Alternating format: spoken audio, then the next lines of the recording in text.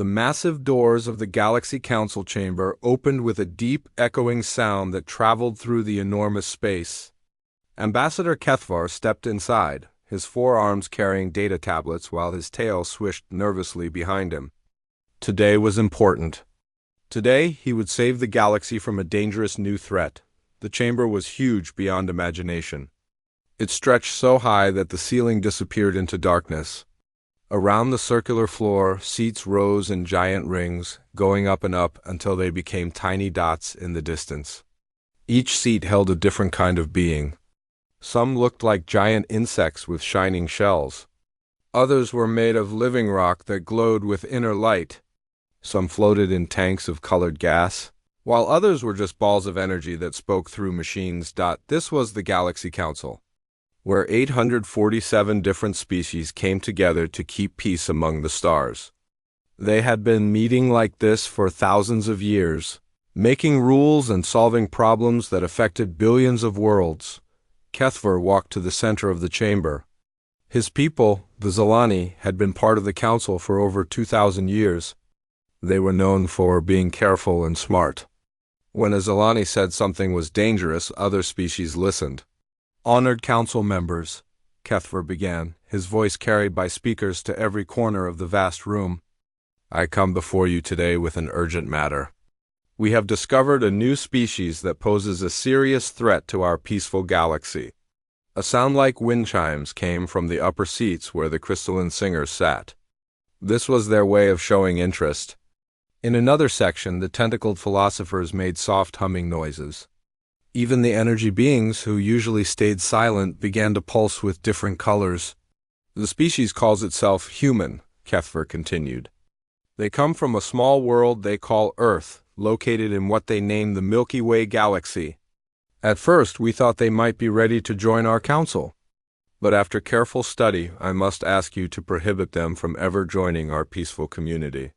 Chancellor Morden, the ancient leader of the council, leaned forward in his special seat at the front. His species was so old that no one remembered their real name anymore. They were just called the Ancients, and they had kept peace in the galaxy for longer than most species had existed. "That is a serious request, Ambassador Kethvar," Chancellor Morden said. His voice was like distant thunder, deep and powerful. "We have only prohibited 7 species in our entire history. What makes these humans so dangerous?" Kethvar touched his data tablet, and a large screen appeared in the air above the chamber floor. It showed an image of Earth, a small blue and green world that looked quite beautiful. "Honored Chancellor, these humans are violent beyond belief," Kethvar said. "They fight wars against their own kind. They destroy their own planet. They have weapons that could kill everyone on their world, and they have pointed these weapons at each other many times." Laughter began to echo through the chamber. It was not cruel laughter, but the kind that comes when someone hears something silly. The laughter came in many forms. Some species made chirping sounds, others hummed, and a few made noise like breaking glass. But they were all laughing. "Ambassador," called out Representative Zixtha of the Peaceful Traders, "you describe every young species we have ever met. The Gromax used to eat their own children. The Builders once turned 3 of their moons into weapons. Even my own people used to solve arguments by throwing each other into space. This is normal for species that have not yet learned wisdom." More laughter filled the chamber. Several representatives began sharing stories about their own species' violent past. The Stonewalkers told how they used to have wars that lasted for centuries. The Sky Dancers mentioned how they once tried to push their planet closer to their sun because they thought it would make them stronger.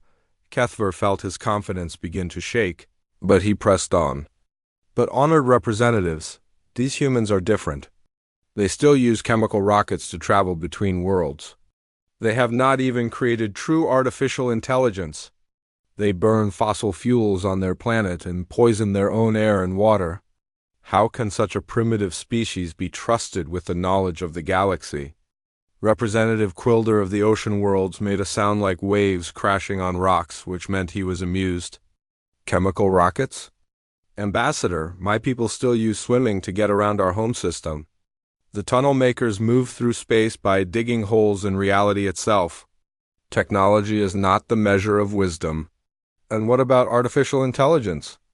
Asked the mechanical collective, their combined voice sounding like 1,000 machines working together.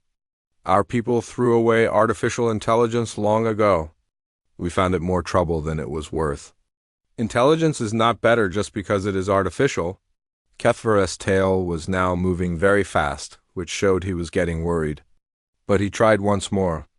Surely you must see that these humans are too dangerous. Look at their wars. Look at their weapons. Look at how they treat their own planet. The chamber grew quieter. Chancellor Morden raised one of his ancient hands and all noise stopped immediately.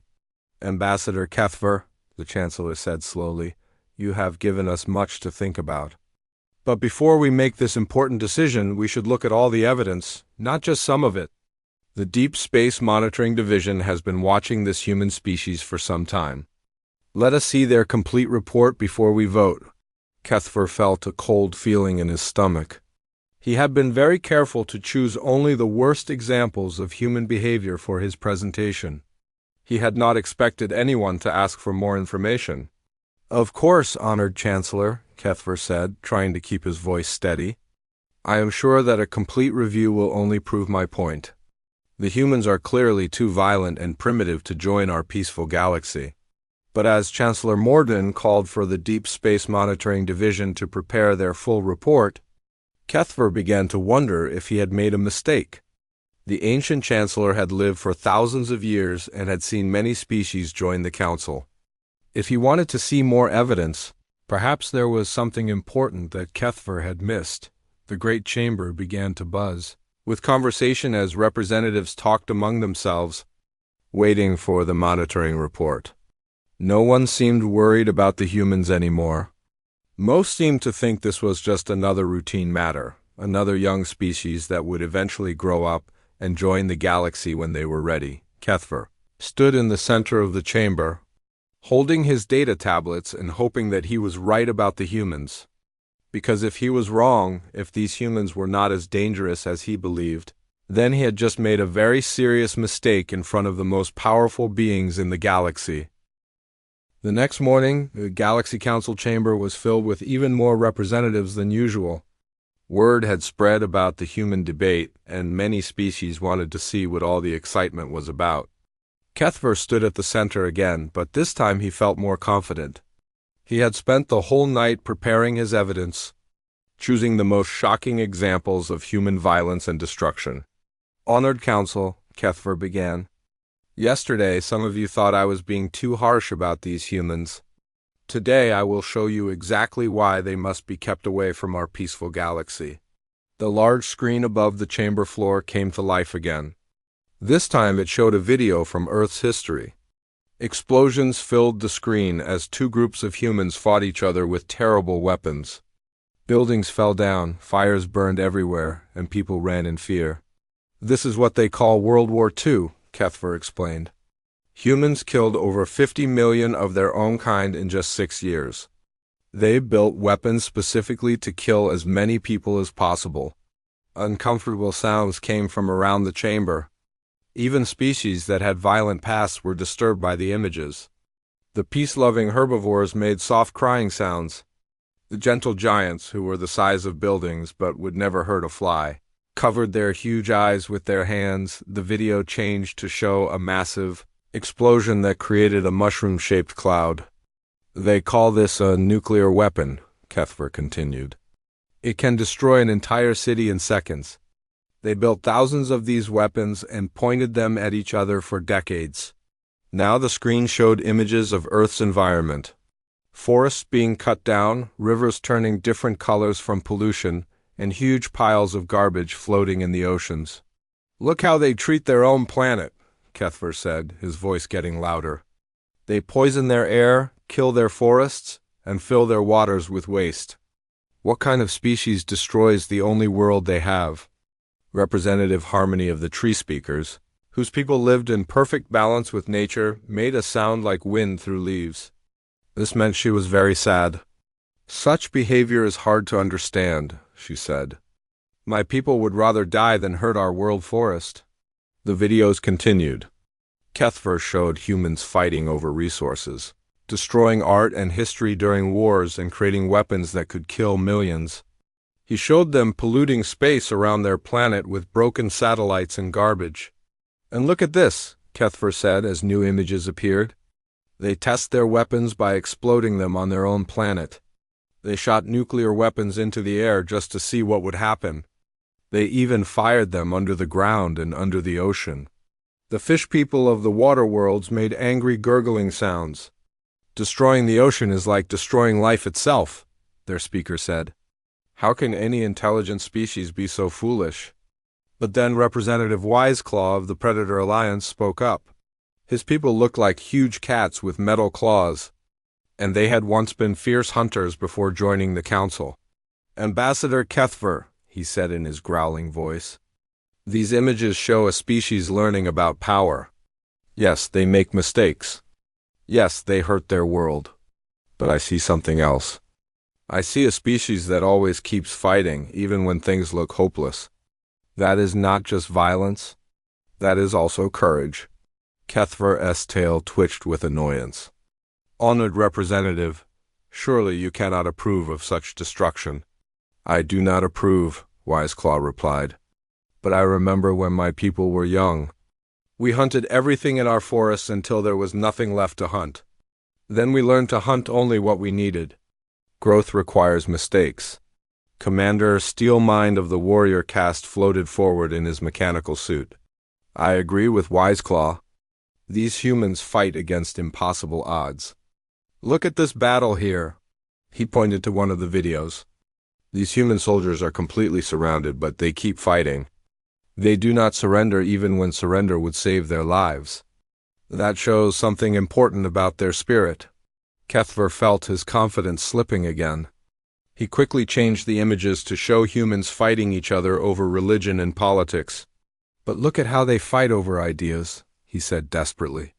They kill each other because they believe different things about their gods, or because they want different types of government. They cannot even agree among themselves about basic things. The harmonious collective, a species that shared one mind among millions of bodies, sang in their musical voice. Different ideas often lead to conflict, but conflict can also lead to growth. If all beings thought exactly the same way, there would be no new discoveries, no progress, no evolution of the mind. Dr. Crystal thought of the academic consortium projected mathematical formulas into the air. I have studied their scientific progress, she announced. Despite their conflicts, or perhaps because of them, humans advanced their knowledge very quickly. They went from simple flying machines to space travel in less than 100 years. Most species take 5 times as long. Kethver was getting desperate now. He showed more videos of environmental destruction, more wars, more examples of human cruelty and waste. How can you ignore all this evidence? He demanded. These humans are dangerous to themselves and would be dangerous to all of us. Chancellor Morden had been sitting quietly through all the presentations. His ancient eyes had seen many species grow from violence to wisdom over thousands of years. Finally he spoke. Ambassador Kethver, your evidence is clear. Humans are indeed a violent species. They make many mistakes. They hurt their own world and fight among themselves, but the Chancellor paused and looked around the vast chamber. Every representative was listening carefully to his words. But I wonder if we are asking the right questions, he continued. We ask whether they are violent. Yes, they are. We ask whether they make mistakes. Yes, they do. But perhaps we should ask different questions. Do they learn from their mistakes? Do they try to become better? And most importantly, what do they do when their backs are against the wall? Kethver felt confused. Honored Chancellor, I do not understand. My evidence clearly shows that humans are too dangerous to trust. Your evidence shows what humans do wrong, Chancellor Morden replied. But the Deep Space Monitoring Division has been watching them for many cycles. They have seen not just human failures, but also human achievements. Before we vote to prohibit these humans, should we not look at the complete picture? A nervous-looking technician from the Deep Space Monitoring Division approached the center of the chamber. She was a member of the information gatherer species, who specialized in watching and recording events throughout the galaxy. "Honored Council," the technician said in a shaky voice, "we have indeed been monitoring human space for several cycles. Most of our recordings show exactly what Ambassador Kethver has presented. But there is one recent recording that is quite different from the others." Kethver felt that cold feeling in his stomach again. "What kind of recording?" he asked. The technician looked uncomfortable. "It shows what humans do when they face something that threatens their entire world. Something that threatens everyone they have ever loved." Chancellor Morden leaned forward with interest. "Show us this recording." As the technician prepared the playback equipment, Kethver stood in the center of the chamber and wondered what these humans could possibly have done that would change anyone's mind about them. After all, he had shown clear evidence of their violence and stupidity. What could possibly make that evidence seem less important? The technician's hands were shaking as she worked with the playback equipment. The entire chamber had gone quiet, waiting to see what could possibly change their minds about the violent humans. Kethver stood with his arms crossed, sure that nothing could make his evidence less convincing. "This recording was made 4 months ago," the technician explained. "Our deep space sensors detected a large object moving toward the human homeworld at very high speed. We decided to observe what would happen." The screen above the chamber showed the darkness of space. Stars twinkled in the distance, and there, small and blue, was the planet Earth, but something else was there too. A dark shape was moving toward the planet, getting bigger and bigger as it got closer. "Computer analysis showed the object was an asteroid," the technician continued. "It measured 47 kilometers across and was traveling at enormous speed. If it hit their planet, it would kill everything alive on the surface." Gasps and worried sounds came from around the chamber. Even the most advanced species in the galaxy feared asteroids this large. There were weapons that could destroy such things, but they required technology that took thousands of years to develop. The humans had no weapons that could stop something this big, the technician said. Their most powerful missiles were tiny compared to this asteroid. Any reasonable species would have started evacuation procedures or simply accepted their fate. The image changed to show the space around Earth. Suddenly, small dots of light began appearing everywhere. They were coming from the planet's surface and from space stations around it. "Instead," the technician said quietly, "they did this." The dots of light became clearer as the camera zoomed in. They were ships. Hundreds and hundreds of ships of every size and shape. Some were large military vessels, but most were civilian craft, cargo haulers, passenger ships, mining vessels, and even small personal spacecraft. "Our sensors detected over 800 separate vessels launching at the same time," the technician reported. They were all heading directly toward the asteroid. Representative Bubble Mind of the Logical Thinkers made a sound like air escaping from a container. "That makes no sense," she declared. "Small ships cannot damage a large asteroid. They are flying to their deaths for no purpose." But Chancellor Morden was leaning forward, his ancient eyes focused intently on the screen. "Continue the recording," he ordered. The screen showed the human ships getting closer to the asteroid. Audio signals started playing, human voices talking to each other across the darkness of space. "Mining ship Lucky Strike to control," a woman's voice said. "We're carrying maximum nuclear charges. Should be able to make a good dent in the north face." "Copy that, Lucky Strike," another voice replied. "You're cleared for final approach, and thank you." "Don't thank us yet, Control. We haven't done anything yet." More ships appeared on screen, their engines glowing as they pushed toward the huge space rock. The voices continued. "Passenger liner Springfield to Control. We've got 30,000 people aboard, but our reactor can be overloaded. We can use the explosion to break off some of the smaller pieces. Springfield, you need to evacuate your passengers first." "Negative, Control. There's no time and nowhere for them to go. We voted. We're all staying." A horrified silence fell over the council chamber. The peaceful flower people began making soft crying sounds. Even the emotionless robot minds seemed disturbed by what they were hearing. On screen, the first ships reached the asteroid. Brilliant flashes of light bloomed against the dark rock as nuclear weapons exploded. Each explosion was like a tiny star being born and dying in seconds.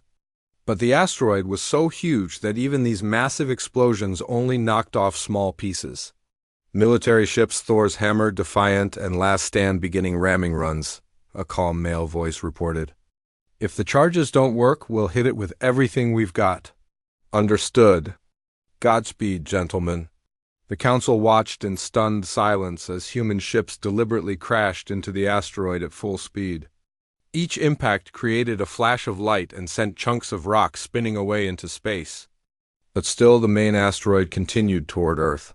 "This is insane," whispered Representative Silkwing of the Gentle Flyers. "They are throwing their lives away for nothing." But Kethvar was beginning to understand that something else was happening. The humans were not just attacking randomly. They were working together, following a plan. "Civilian mining ships. This is Admiral Chun aboard United Earth," a new voice said. This one belonged to an older woman who sounded very tired but determined. "We need you to place charges along the marked coordinates. Military ships will cover your approach." "Roger, Admiral. Miners know how to break rocks. We'll get it done." The screen showed dozens of small mining ships flying in formation toward specific points on the asteroid. Larger military ships flew beside them, using their weapons to clear away debris and protect the miners. "Happy Prospector to fleet," called out a cheerful voice. "Charges placed and armed. We're pulling back now." "Negative, Happy Prospector," the Admiral's voice replied. "Your engines are too damaged? You won't make it to safe distance?" "That's okay, Admiral. My grandfather was a miner, and his grandfather before him. We've always known this job might kill us someday. At least this time it's for something important." The explosion was enormous. When the light faded, a huge piece of the asteroid had broken away. But the main part was still heading for Earth, and it was still big enough to end all life on the planet. "All ships, this is Admiral Chun. The asteroid is breaking up, but the fragments are still too large. We need to intercept the big pieces before they reach atmosphere." What happened next shocked every member of the council to their core. Instead of fleeing, the human ships spread out across space and positioned themselves directly in the paths of the falling rocks. Passenger ships with thousands of people aboard used their hulls as shields to block smaller fragments. Cargo haulers packed with families rammed into medium-sized chunks to knock them off course. "Civilian transport New Hope to control," a young man's voice called out. "We've got 10,000 colonists aboard, including my wife and baby daughter. There's a fragment heading for the agricultural world of New Gardens. If it hits, 2 million farmers will die. New Hope. That fragment is too big for you to stop." "Maybe, but we have to try." The council watched as the passenger ship changed course and flew directly into the path of a chunk of rock the size of a mountain. The collision was visible even from far away, a brief star of light in the darkness. "Fragment deflected," Control reported quietly. "New Gardens is safe. New Hope?" the Admiral called. "New Hope, do you copy?" There was only silence. By the time the recording ended, Earth was safe. The asteroid had been broken into pieces too small to cause major damage. Most burned up harmlessly in the planet's atmosphere, creating beautiful meteor showers instead of death from the sky, but the cost had been enormous. Nearly 1 million humans had died saving their world. The council chamber was completely silent. Many representatives were crying, though they cried in different ways depending on their species. The crystalline singers were making soft, sad musical notes. The ocean dwellers had tears streaming down their faces. Even the ancient Chancellor Morden looked moved by what he had seen. Kethvar stood in the center of the chamber, his data tablets forgotten in his hands. He had never seen anything like this in his life. No species he knew would sacrifice themselves like this. Most would flee to other worlds or simply accept their fate. Finally, Chancellor Morden spoke, his voice even more ancient and deep than usual.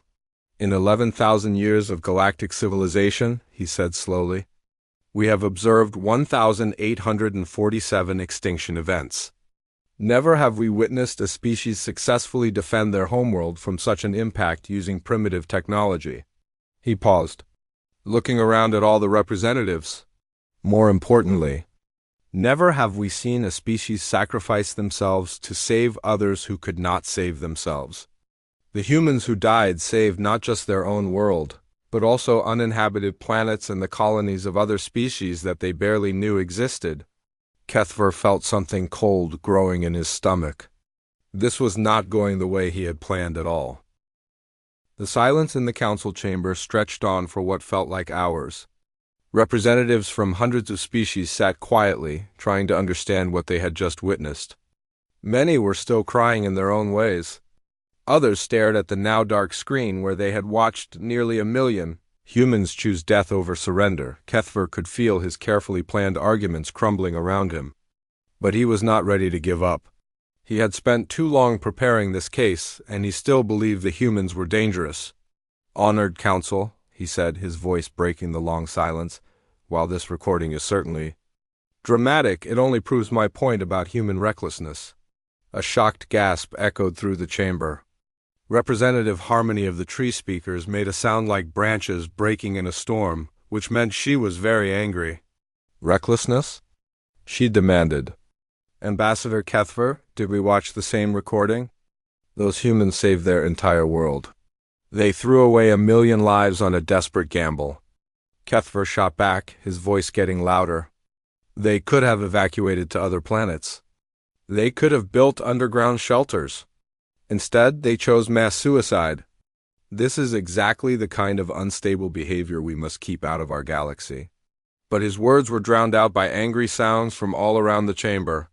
The peaceful flower people were rustling their petals in distress. The ocean dwellers were making loud splashing sounds. Even the usually quiet energy beings were pulsing with angry red light. Commander, Steel Mind of the Warrior Caste spoke first. Ambassador, with respect, you understand nothing about what we just saw. I have fought in many battles. I have led armies and seen thousands die. But never have I seen courage like this. It was not courage, Kethver insisted. It was madness. Then it was the most beautiful madness in the galaxy, declared Representative Songhart of the Artist Collective. They turned their deaths into music, their sacrifice into poetry. The way they spoke to each other as they died. There was love in every word. Dr. Crystal Thought of the Academic Consortium was projecting mathematical equations into the air, her excitement making the numbers glow brighter than usual. The tactical coordination was incredible, she announced. 800 ships working together with split-second timing. The mining ships knew exactly where to place their charges. The military ships provided perfect cover. The civilian ships positioned themselves at mathematically precise points to intercept debris. This was not random violence. This was the most sophisticated rescue operation ever recorded. Elder scientist Vathara, whose people were almost as old as Chancellor Mordeness, spoke in her whispery voice that sounded like wind through ancient ruins. In my lifetime, I have studied over 5,000 species, she said. I have watched civilizations rise and fall, seen wars that lasted centuries, and observed peace that lasted millennia. But I have never seen anything like what these humans did. She paused, and her next words echoed through the chamber like prophecy. They did not save themselves. They saved everyone. Representative Wiseclaw of the Predator Alliance growled his agreement. When my people were young hunters, we learned an important truth. You can judge the true nature of a species by what they do when death is certain. Most species run. Some fight. But these humans, they chose to die so that others could live. Kethver was becoming desperate. Everything he had worked for was falling apart. But the humans are still primitive, he argued. They used chemical rockets and nuclear weapons. Our children have better technology in their toy ships. Technology means nothing without wisdom, said the collective voice of the Harmonious Collective. We have seen species with incredible technology destroy themselves through selfishness. We have seen primitive species achieve wonders through cooperation. Representative Bubble Mind of the logical thinkers, who usually only cared about facts and mathematics, spoke up in an unusually emotional voice. I have run the calculation 17 times, she said. The humans had a 3.7% chance of success when they began their attack on the asteroid. Most species would not even try with odds that low, but the humans did not calculate odds. They calculated how many lives they could save. And they saved them all, added Captain Starrider of the Explorer Fleet. My people travel between galaxies, and we know how rare it is to find a species that will risk everything for others. The humans did not just save their own world. They saved 7 uninhabited planets that the asteroid fragments could have hit. They saved 3 research stations. They even deflected pieces away from the outer system where their enemies had small colonies. Their enemies? Kethver asked, confused. Yes, Starrider replied. The humans have several groups that do not get along with their main government. These colonies belong to those groups. The humans save them anyway. This information hit the council like a shock wave. Species from around the chamber began talking excitedly in hundreds of different languages. The concept of saving your enemies was almost unheard of in Galactic civilization. Chancellor Morden raised his hand for silence. When the chamber was quiet again, he spoke directly to Kethver. Ambassador, you have shown us that humans are violent. You have shown us that they make mistakes and damage their environment. These things are true, but now we have seen something else. We have seen what they do when violence and mistakes no longer matter, when the only thing left is choice. The Chancellor stood up slowly, his ancient bones creaking. Tell me, Ambassador Kethver, if your world faced the same threat, what would your people do? Kethver felt his mouth go dry. The Zilani were a careful, logical species. They were smart and cautious and always made reasonable decisions. We would calculate the odds, he said quietly. We would make evacuation plans. We would try to save as many as possible through careful planning. And if the evacuation ships were too few? If there was no time for planning? Kethver could not answer. He knew what his people would do. They would save the most important members of their society and let the rest die. It was logical. It was reasonable. It was what any smart species would do, but it was not what the humans had done. Representative Deep Current of the Ocean World spoke in her flowing voice.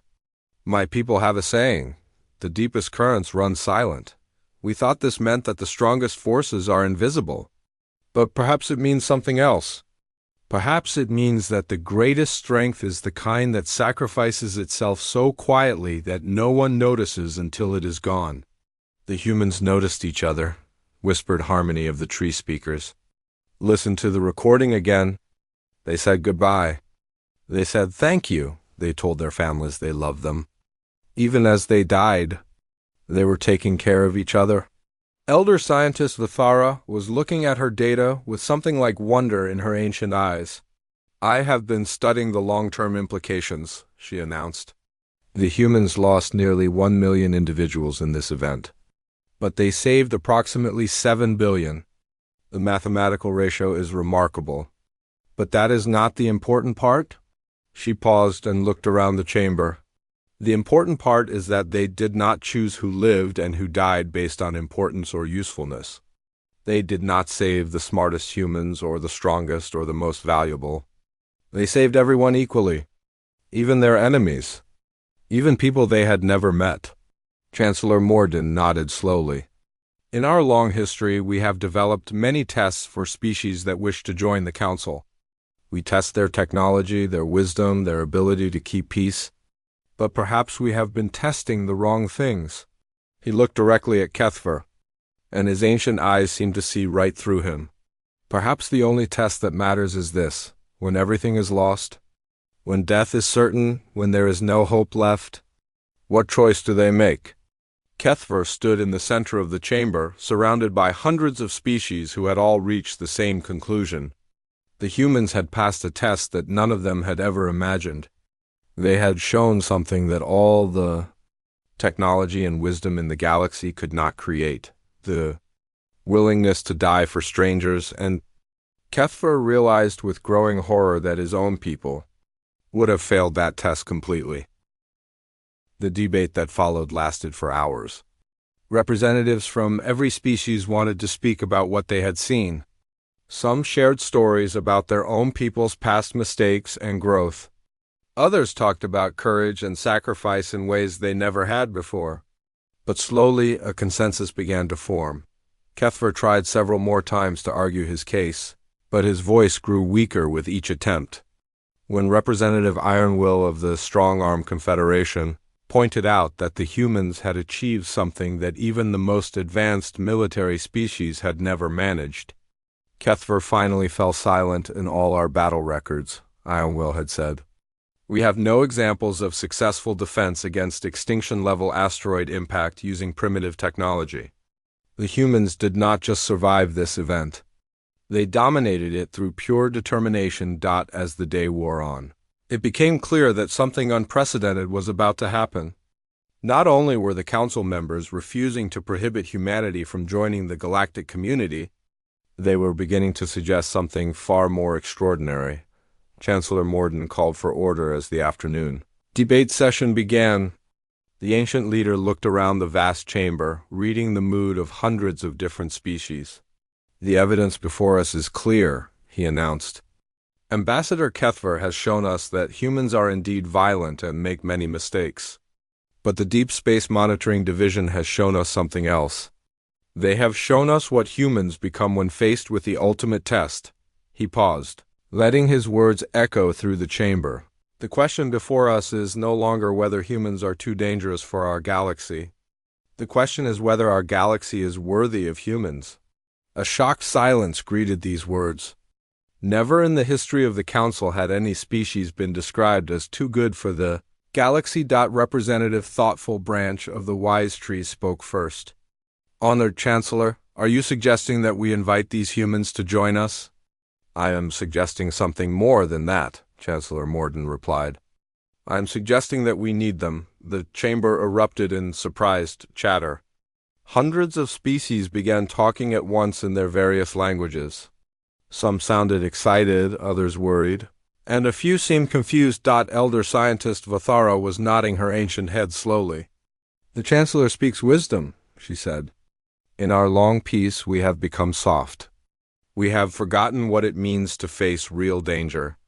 The humans could teach us things we have lost." "What could they possibly teach us?" asked Representative Soft Voice of the Gentle Healers. "We have technology they cannot imagine, knowledge they will not discover for centuries, and peace they have never achieved. They could teach us how to die," said Commander Steelmind quietly. The chamber fell silent again. This was not something anyone had expected to hear from a warrior.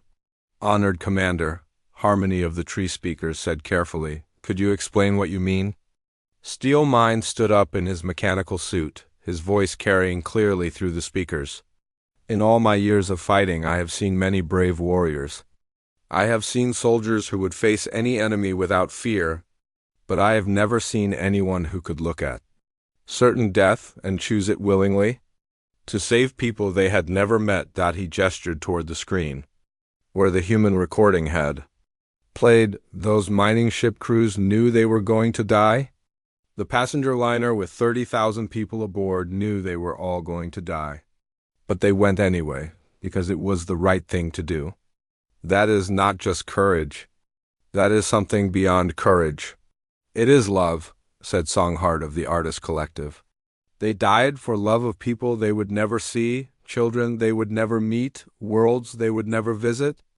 This is the greatest art of all, turning your death into a gift for others." Dr. Crystal Thought was still working on her calculations, the numbers glowing brighter and brighter as her excitement grew. "I have been analyzing their population statistics," she announced. "Do you know what is remarkable? The humans who volunteered for the suicide missions were not just military personnel. They were farmers, teachers, artists, parents, grandparents. Ordinary citizens volunteered to die to save their world." Representative Deep Current of the Ocean Worlds made soft splashing sounds that meant she was thinking deeply. In our culture, we have a concept called the deep sacrifice, she said. It refers to the currents that flow far below the surface, giving life to everything above while remaining forever hidden. We have always thought this was just a metaphor, but the humans made it real as the debate continued. More and more representatives began sharing their thoughts about what humanity could offer the galaxy. The peaceful species talked about being inspired by human determination.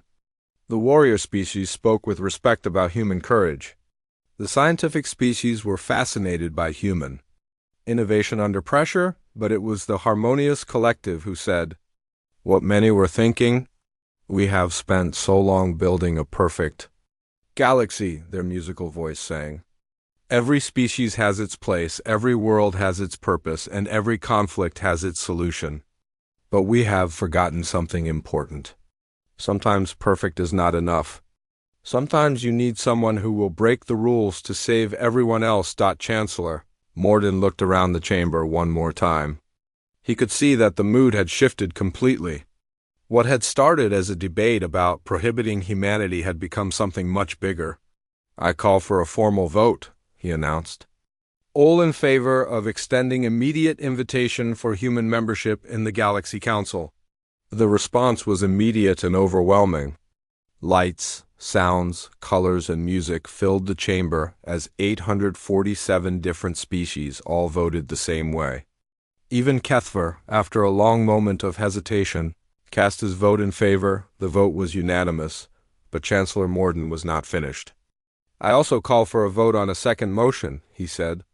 "All in favor of requesting that humanity establish and lead a galaxy-wide emergency response initiative with the purpose of responding to threats that endanger civilian populations across all council space?"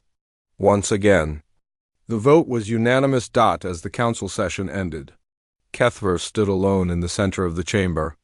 Most of the representatives had left to prepare messages for their homeworlds about the historic decision, but a few remained, talking quietly among themselves about what the future might hold. Chancellor Morden approached Kethver, his footsteps echoing in the mostly empty chamber. "Ambassador," the ancient leader said gently, "you are not happy with today's decision." Kethver looked up at the Chancellor, his forearms hanging limp at his sides. "Honored Chancellor, I do not understand what happened here today.